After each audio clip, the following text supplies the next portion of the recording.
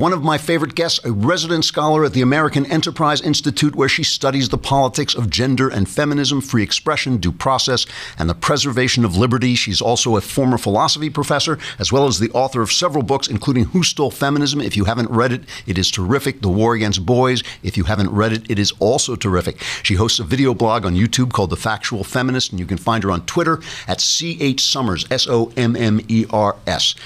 Christina, is she there? Yep. There she I'm is. here. Hi, how you doing? It's good to see you. So I have to tell you, I was at Oberlin College, and I said, do you think there are going to be any protests? And they said, well, no matter how bad it gets, it's never going to be as bad as it was for Christina Hoff Sommers. What did you do to those poor children? I spoke common sense. That was triggering. They came to the lecture hall, but they had a safe room where students could flee. And I triggered 30 young women and a therapy dog. Oh, you killed the therapy dog. I didn't kill him. I feel bad about that. All right. What is it that you say? I mean, I've heard you talk and I've read your books and you always talk good common sense. What were you saying that got them so upset? I think the most upsetting thing I said was that women in America are not oppressed. We have problems, just like men, but we are not an oppressed class. This was considered heretical. They were screaming. They had posters. They told me to go home and take my internalized misogyny with me. If it's internalized, how could I not take it? I don't know. So you stripped them of their victim status, basically. Yes, which is a microaggression. Now, why is it, aside from the fact that it's absurd, I mean, anybody who's been to Oberlin is this beautiful college. If you're there, you're one of the most privileged people on the face of the earth. Why are they incapable? Why do you think they're incapable of even listening to you? I mean, you always talk in a very factual way. You are the factual feminist. You always bring the stats and all this stuff. Why is it impossible for them even to listen to you? A lot of commenters talk about special snowflakes and that these are this new fragile generation that's grown up with too many trophies and self-esteem programs. I don't think that explains what's going on. I think this is the result of some very bad ideas, heavily promoted in certain departments, particularly gender studies, ethnic studies, and some humanities courses called intersectionality. Yes. And it's this idea that the United States, it appears to be a land of freedom and opportunity, but in fact, it's an axis of, they call it a matrix of oppression. There are these intersecting axes of domination.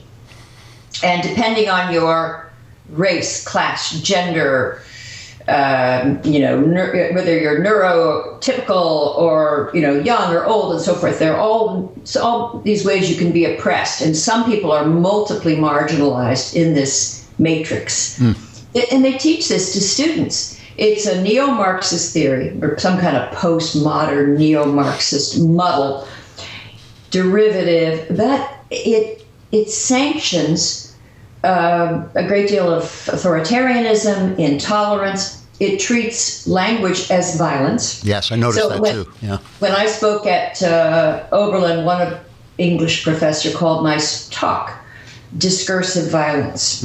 So if someone's being violent, that justifies self-defense. It justifies all sorts of things. Yeah. So they have reinterpreted speech, because what they would say is that by coming there and denying women's oppression, I was supporting this false narrative. I was supporting this matrix of oppression. So they had every right to try to silence me. It reminds me, the priest theologian Bonhoeffer talked about cheap grace, and this seems to me like cheap courage. It means that you're a hero just for being a woman in America. You're a hero for standing up against somebody speaking, and you're essentially stripping them of their virtue and their heroism, which I think must be. Yesterday we were talking about this film, The Handmaid's Tale, based on the Margaret Atwood novel, and all these reviews saying this is Trump's America, where women are being enslaved. When you look at Donald Trump, I mean, I have all kinds of problems with Donald Trump, but when you look at him, do you think he presents any special threat to the women of America? Not really. I mean, I think we've elected a 9-year-old boy to the presidency. Is he a threat? I don't think he has the attention span to be a threat. He's on to one thing or another and just confusing everyone with his quips and tweets, and I think a lot of women voted for him. I don't think they particularly liked him, right? But they thought maybe his policies would be better than those of Hillary Clinton. So I don't think they were endorsing his past behavior. I can't. Well, that's the other thing. I mean, just to go off on that for a minute, not just Trump, but this whole thing at Fox News with this culture of chasing women around the desk, basically from this 1950s culture. That does seem to me obviously a culture of slobs. It is disgraceful, but it hardly seems to me a danger to the women of America who are perfectly empowered to fight back against it in a million ways. Or am I missing something? No, I mean, I think there are still enclaves of misogyny, and Fox may have been one, and it was men of a certain age and grew up with certain expectations, and finally they were removed. But if you want to help women who are, sort of victims of assault and harassment, then tell the truth about it, get it right, and don't... I think what we have on campus, for example, is a moral panic around, women's fragility. And moral panics don't solve problems, but they do breed fanaticism. That's what we have. I've been listening to recently Camille Paglio has a new book out about she's talking about the assault on masculinity. And right. she says, she basically says that this kind of attack on masculinity and interest in androgyny is an end stage of a civilization. She talks about how, like, the Roman statues became more effeminate. Roman statues of men became more effeminate, just as the German, barbarians were massing, and now ISIS is massing on our borders and all this. Do you see that kind of danger? I mean, certainly you have talked a lot. You have the book, The War Against Boys. You've talked a lot about the attack on masculinity. Let's start with that. Do you see an attack on masculinity itself? Definitely. Yeah. I see it throughout the popular culture. More worrisome to me is in the classroom.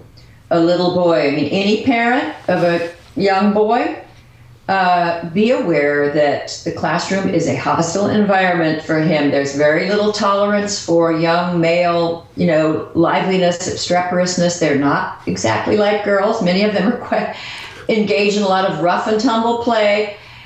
And that's what they like to do. That's what they want to do all the time. Girls do it too, but boys do it a lot more.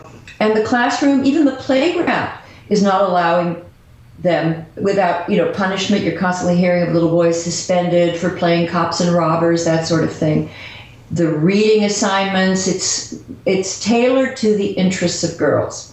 And boys are way behind in reading and writing across all ethnic groups. The girls are stronger, more likely to go to college, winning the honors. We're doing very little about it because the education establishment is still captive to this theory of patriarchy. They're not about to do anything for boys. That's too bad, because the Australians, the Canadians, the English, they are addressing this problem because they see it as a threat to their economy, their future workforce. And we do have a huge problem with disengaged males. And it starts in the early grades now. One of the problems I've always felt that men have in this kind of battle between, it's not a battle of the sexes because it's not women, it's feminists, it's a certain group of women, is that for men, and young men especially, talking about masculinity is not masculine in and of itself. Defining it, talking about manhood is something that men... It's kind of creepy to hear young men. Old guys like me can do it because we're sort of like past that point. But I think for young guys, when they talk about manhood, they just sound like they're strutting around and boasting, and it's very hard for them to define what it is they are. Specifically, what would you like to see happen that would turn this tide around? Well, first of all, we have sort of brain trust on gender issues, which is the professors of gender studies, the women in the feminist think tanks. They create the studies, they give the data, it's used by journalists, it's used by politicians, everyone. It's unreliable. And it's all rigged against little boys, for sure, and men. And you're right, men do not typically organize around their own victimization. They'll organize to go out and, do all sorts of things, but not, because they are the victims. It doesn't happen very often. So it's probably going to have to be mothers and fathers and others, who defend the boys. They're not going to do it, especially not in this situation. And then they will be pilloried. But anyway, the problem is that we have all this misinformation. We don't have good, reliable research on male and female behavior and on pathologies and who's worse off, who's better off. It's a complicated mix of benefits and burdens. What saddens me is that women do have problems. It's hard to be a single mother. There is a feminization of poverty. That we need to talk about that. But if we're not just from a far left perspective, we need to talk about family breakdown. We need to talk about ways to stabilize marriage. We have a dysfunctional culture of single motherhood, which does lead to poverty. And it has apparently very good data on this now coming from think tanks and scholars about what it does to young men coming from a single parent home, usually a single mother. It has a disparate impact. It's harder on the young man. The young woman, her mother's, she looks up to her, wants to be like her, a role model. For the young men, not so much. He hasn't got that. Yeah. I'm going to have to. I could talk to you for an hour, but I have to let you go. But I want to know: do you agree with Paglia that we're looking at something that could be potentially damaging to our civilization itself, or do you think she's over the top? She's my great friend and ally, and I'm a little more practical and really don't. She's so learned in the whole sweep of history, and so she sees trends that I maybe am not aware of. I'm more optimistic. I think Americans, we create huge problems for ourselves, but we're pretty good problem solvers. So I'm thinking we will meet this challenge. But it's a big challenge just to bring us back to reality and away from the crazy world of gender politics. All right. Christina Hoff, Sommers, the factual feminist. Thank you for coming on. I appreciate it. I hope you'll come back. Thank you. All right. She is the author of Who Stole Feminism? The War Against Boys. She has a video blog on YouTube called The Factual Feminist. Christina Hoff Sommers. You can find her on Twitter at CH Sommers, Sommers. She's really terrific, really a great brain. I discovered her like 20 years ago. I read that book. Is that possible? I can't remember. But it was a long time ago. I discovered it in the back of a bookstore and just started thumbing through it. And I just read the entire book. I brought it home, All right.